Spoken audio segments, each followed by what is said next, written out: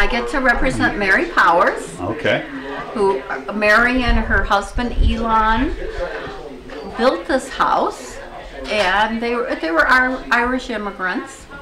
They came with 5 children, kept adding on to their family. They added on to their house, but all of this footprint existed while they lived here, which was pre-Civil War. I actually have a picture of how the house looked that we've used to restore it to. Okay. But you can see from this picture that when we first started working on it, it was a little rough.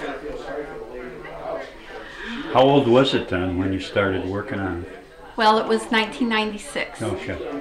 However, the house is an 1854 Greek revival, pre-Civil War. In fact, they raised their kids here. 2 of their sons served in the Civil War. One of them, unfortunately, did not survive the Civil War. Okay. But once their kids were grown, then they retired. Making bobbin lace. Bobbin lace is the way they made lace for hundreds of years. By the time the Civil War came around, a lot of the lace was machine made. It was not a real popular industry in the United States, but it was passed down from generation to generation. In Europe, Britain, Scandinavia, it was a major cottage industry for hundreds of years. So here, I would be doing something that would be passed down in my family. This is where a woman would have spent her entire day. From the time she got up and starting the stove until the time that the stove went out at night, she's got to cook the morning meal, which is a very big meal, which is bread and meat, potatoes and vegetables, because a farmer out here who is working behind a horse and plow needs all the sustenance he can get. He's eating more than 2,500 calories. That's a starvation diet for a farmer at this point in time. As soon as she's done feeding the men for the day and they've turned out into the fields for whatever they need to do, she's going to be using the stove here to heat water in order to wash dishes, to bake more bread, pies, cakes, whatever it is she needs to do, but it's going to evolve around this stove. If she needs water to wash herself, to wash the floor, hot water comes off of this stove. The day that she washes clothes is going to be, she's going to need a considerable amount more water, because she's going to set up her wash stand here, wash and rinse. She's going to have a line outside perhaps to hang her clothes on. Then she's going to wash them, rinse them, hang them till they're almost dry. Then she's going to bring them. You get the history in the history books and all that, but people forget that before Columbus, before Joliet, before Chicago, people lived out here for thousands upon thousands of years, and that is also our own history as well. Okay. And so this is the chance to get people to realize that there's stuff underneath their feet. If you know, and it's not just prehistoric as well. You have people living here in the early 1800s, you know, pioneers who first came out. They might not have been literate. They're not represented in the history books, and we have them here too, adding their voice to the history of McHenry County. So it's giving us a more fuller-fledged idea of what happened out here. Okay, thank you so much. That was kind of an innovative thing for its time. It's wood, but they set the mirror in that pivot so you could close it up and protect the mirror glass, but open it up to... Is that a toothbrush?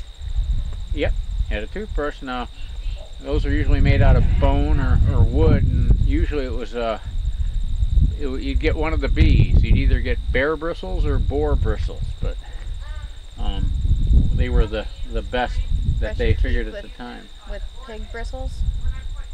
I show here the process of making an axe.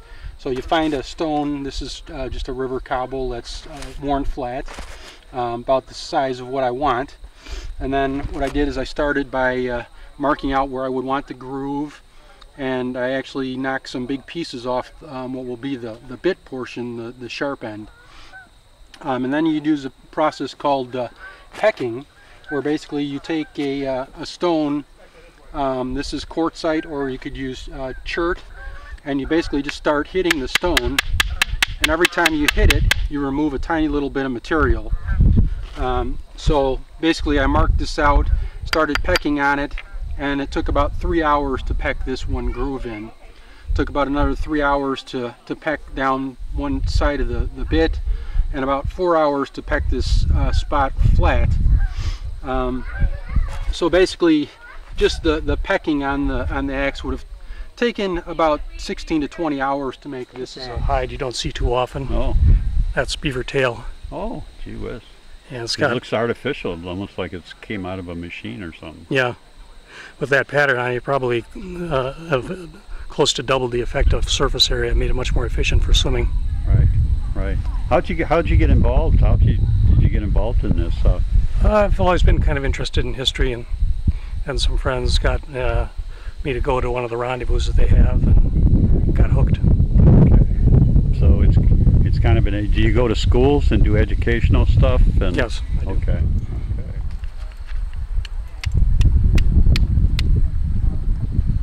Oh yeah. Can you see that? Yeah. How caught? Is that clever? Okay, so now we'll close the nest, the rope up around it. We'll turn my back to the wind.